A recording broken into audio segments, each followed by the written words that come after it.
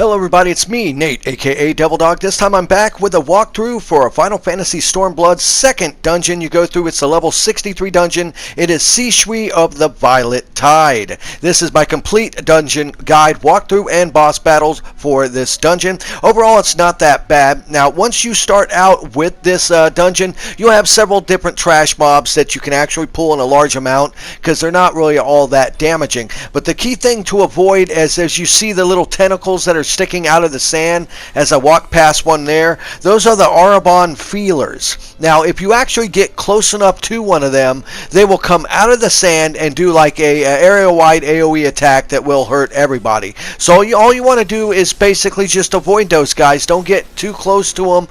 Pull all the enemies together away from them, defeat them, and it really won't be that bad.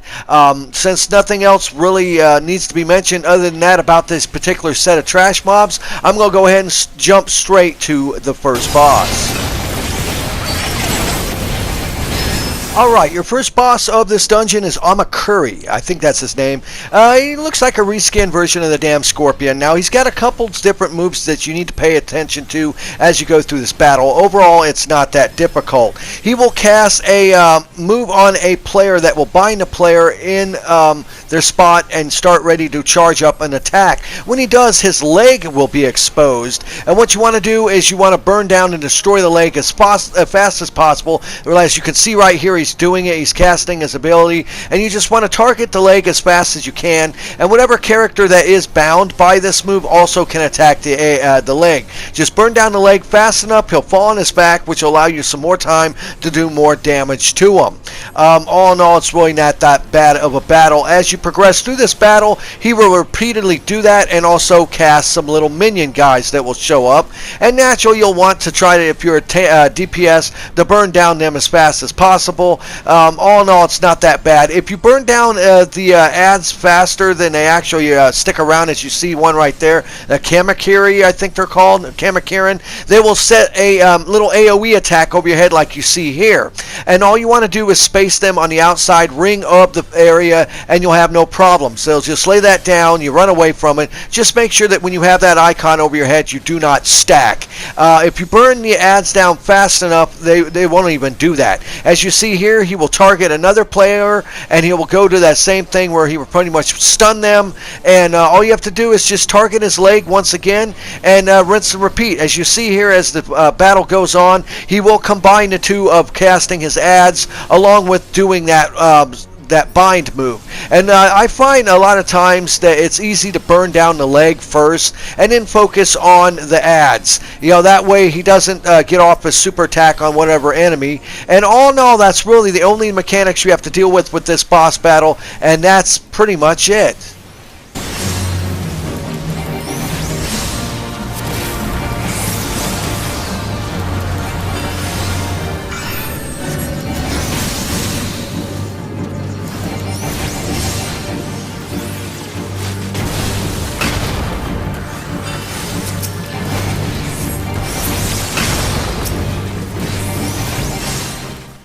I honestly find this dungeon to be a lot easier than the very first one. I don't know why. It seems a lot shorter too. Now, as you're going through this area, and pretty much if you're able to pull a large pack of mobs, that's fine. As long as you naturally have a good healer and a good tank, you should have no problems in pulling a larger pack of mobs to get through here. Now, as you progress through this section of the dungeon, you will notice, at least later on, that you'll start having these snipers firing arrows at you from a distance, and you can't really attack them. The only thing you can do is just watch out for the arrow attacks. They will appear, you just move out of the way, they'll lay down an AoE attack on the ground, and pretty much as long as you just stay out of the area of them when they land, you'll be fine, and you'll have no problems getting through these little trash mobs here and getting to the second boss. So now on to the second boss. Pretty much after you kill these trash mob guys, you'll be going on to your second boss of this dungeon. First of all, I want to apologize. I did have a capture issue problem here. I was not able to capture footage of this boss battle, but I will show you a screenshot and still explain the basic problems with this boss battle. Your second boss is the Ruby Princess, and she has a couple different little new AoE attacks and stuff that you'll have to pay attention to. Now, as you see around this arena, there are 4 glowing boxes. Now, what she'll do is she'll cast a move that is called Seduce. And when you see her casting that move, run to one of the boxes, and it will turn you into an old person that keeps you from being affected by the Seduce move. Pretty easy to avoid. The other main attack she does is something called Abyssal Volcano, I believe the name of it is, where she will target a couple players with an icon over your head, and all you want to do is run to the outside of the arena and kite the attacks around, because it will be like a multi-blast AoE attack.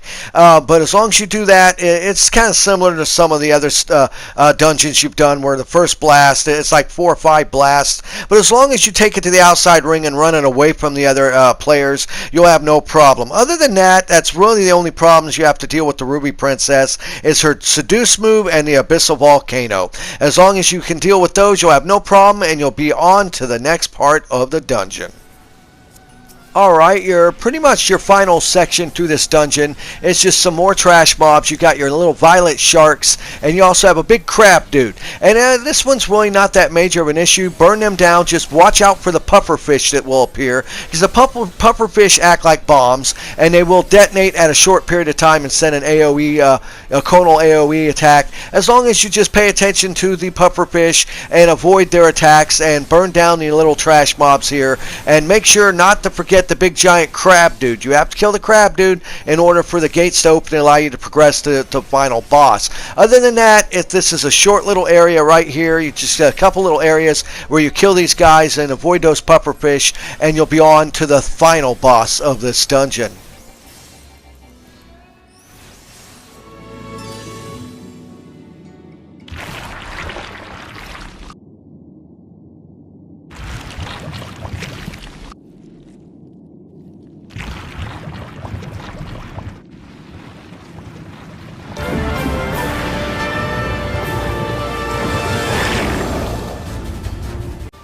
I'm probably going to say the name wrong, but the last boss is Shisui Yohi.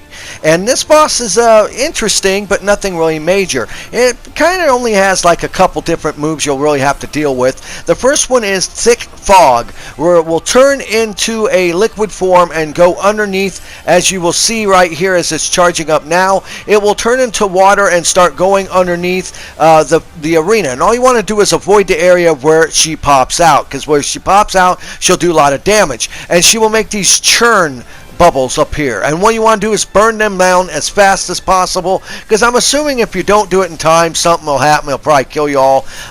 We had no problems with this. They die rather easy. Just burn them down as fast as you can, and watch out where she pops back out, and you will continue on with the battle. Now, as time progresses, she will attack you with shark mobs, and each player will have a shark mob attached to them. And while doing that, you'll also have to avoid Mad Stare, which is like any other sort of thing. Just treat that like a petrify move. Whenever you see Mad Stare starting to fill up, just face away from her. That way you can avoid the Mad Stare. And as you see here, she'll attach these shitty Ojos, or Nojos, basically floating sharks to you. And all you want to do is the DPS will be attached with some. The DPS are easy to burn down. The healer will have one attached to them as well.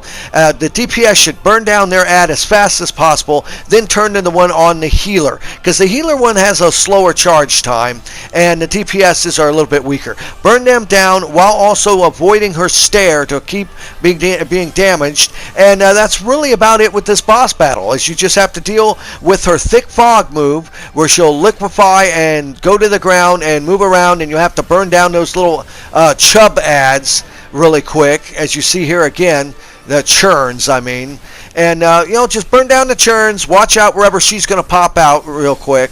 to avoid damage. Make sure to burn down the shark mobs as fast as possible when she hooks them on you. Make sure to turn away when she's casting her one move to avoid that AoE attack. And other than that, that's all this boss really does. There's nothing really major about it. As you can see, it's obviously a reskin of the Void Arcs boss right before the final battle.